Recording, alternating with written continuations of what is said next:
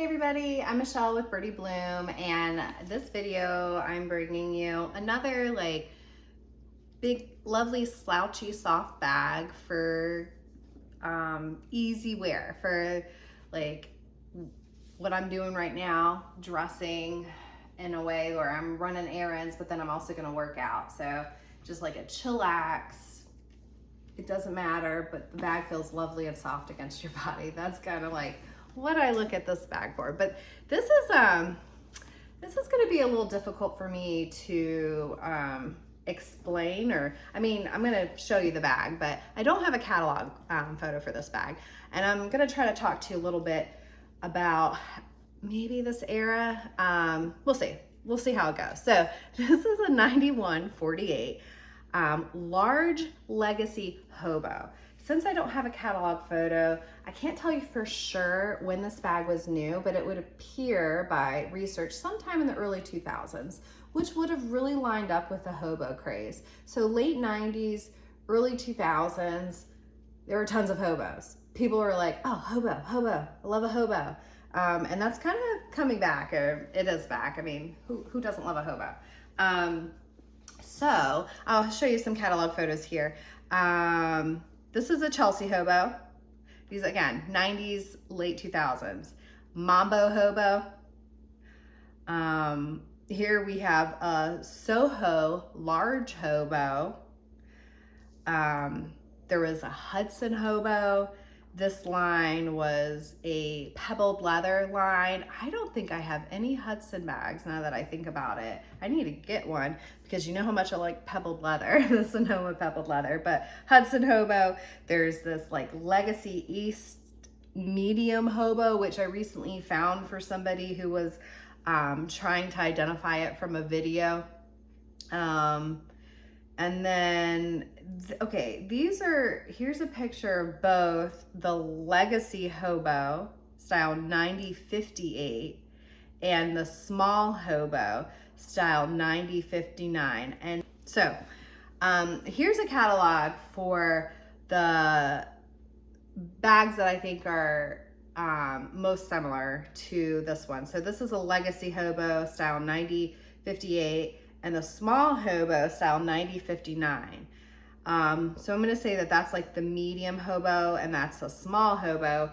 And this one is called, from my resources, a large Legacy hobo. So I'm gonna say that this one's gonna be the larger of the three. And they look very similar from the catalog photos. I probably have at least one of those. I'll have to see. I'll have to try to find it. But this one's a 91/48 lovely large Legacy hobo. So, and it's got nickel hardware, and you can't find them. What's interesting, because it's so similar to so many other bags, so similar looking, when you research or search for it, Google will put up a whole bunch of other different bags that are very similar looking, even if you're just putting in 91/48. I find that interesting. Like, Google's gotten interesting. They're capable of like, oh, I know that bag. I don't have that many to show you right now, so let me try to show you others that look very similar. So kind of cool, but interesting. So yeah, front pocket, it's really, really slouchy. There's not much form to it. There's seams that go down the middle. This is like a leather lined bottom, so the bottom has a little bit of structure, but everything else is just super soft and slouchy. And since this is a 2000s, this was actually a Costa Rica bag. This has that, like, the 2000s Costa Rica leather has just this like really soft, luscious, kind of like shimmery leather to it. It's definitely different. It's different. I can't really explain it any better than that. It's shimmery, it's soft, it's different, right? I mean, if you know, you know. So yeah, and I think it's very, very unique to that time frame, early 2000s Costa Rica, and the newer styles. So those newer styles around that time, yeah, that leather, it's special. But it does have rivets. It's very lightweight, though it's not lightweight leather. Okay, it's not part of a lightweight line. It has, you know, the silver nickel zipper still. That zipper is like beautiful. Did y'all see that? Did y'all? It's just like, ooh, like butter. Well, then now I'm getting caught up only because I'm not trying hard enough.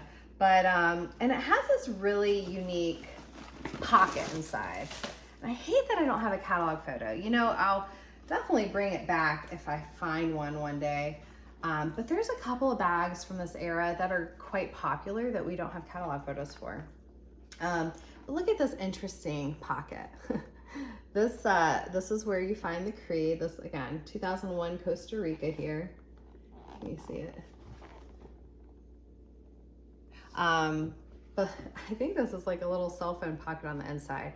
Anytime you see a cell phone pocket on the outside of a vintage Coach bag, guys, that's counterfeit. They did not do that at all, ever, okay? So no, no outside pockets for, there are a lot of like, and I consider them bad counterfeits. Like if you do just a little bit of research, that's gonna be something that jumps out quickly at you. But if you don't know, you don't know. Yeah, outside cell phone pockets on Coach leather bags is a negative. That never happened.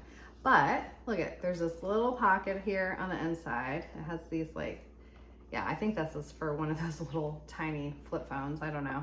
And yeah, little pen holder there. So it's just interesting because a lot of like briefcase stuff came with these types of pockets, but in this case, it's just this like slouchy hobo bag that did.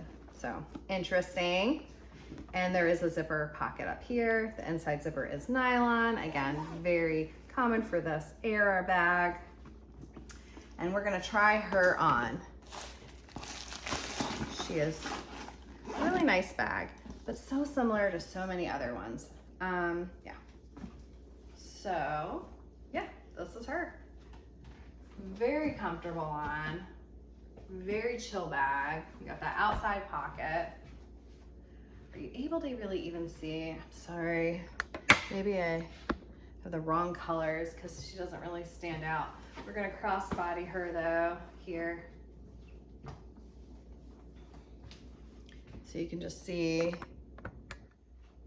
just a comfortable, and I have this on the, there's 4 rivets on each side. I have it on the second to highest, so this can go even lower. Again, I'm 5'7". Yeah. So I did these 2 videos right before I went out. Wanted to get them done. It's the only time I had to show you just some like chill bags, right? Some comfy, relaxing bags. But I also promised that I would show you what bag I was actually taking out today, because neither one of those bags that I talked about in this outfit are a part of my own personal collection, even though I think they're lovely. I think a lot of bags are lovely that I don't have in my own personal collection. And so my tried and true waist pack here with the turn locks on the front. I've talked about this bag. I did a video on waist packs. Guys, I really thought I was falling out of love with this bag. So I did not reach for her at all during the winter months. It was always my larger bags, my duffel sacks mainly, and my Sonoma bags. But I didn't ever reach for her. And so I thought, am I falling out of love? I'm gonna tell you that I do wear a basic crossbody or waist pack. I'll have to maybe do a video. I wear it to work. So I'm wearing that bag all the time. And because I wear it all the time, I kind of maybe have enough of this type crossbody use, which I really like. I mean, it's just hands-free, it's great. And maybe that's why. But when summer rolled around, I was grabbing for this bag constantly. So I have not fallen out for it. I guess it's season, and for me is summer. Yeah, I love to be hands-free. I love the turn locks. This is one of my favorites, but I am going to be starting a new job soon, so I have to look at the arrangements or how, like where I have, what space I have to store things, because I might be bringing a different bag than the waist pack. We'll have to see, but currently I wear a waist pack to work regularly. So I'm always doing this crossbody thing. Okay, well, I hope you liked the video. If you did, give me a thumbs up. Subscribe to my channel for more Vintage Coach bag talks. I'm sorry I didn't have a catalog photo for that and didn't have any more like great information. It's one of those bags that's out there, but it's so similar to other bags, right? So it kind of gets lost in the mix. I think it's a great one. The leather's really great, and so I just wanted to share it. And I also think it looks great with like leggings and a t-shirt. Okay, join my Vintage Coach eye candy group, on Facebook if you're interested in just seeing pictures of what people post. There are 3,000 members in that Facebook group now, so I appreciate everybody's participation. I know I have not been super active in that group personally. I've just got a lot going on, but I have things in the making, and there are some really creative posters. So there is still lovely eye candy that's being put out there. There's just people with amazing collections, amazing creativity. I love seeing it. So if you like seeing it too, come on and join the group. All right. Well, thanks for watching. I appreciate everybody. Bye-bye.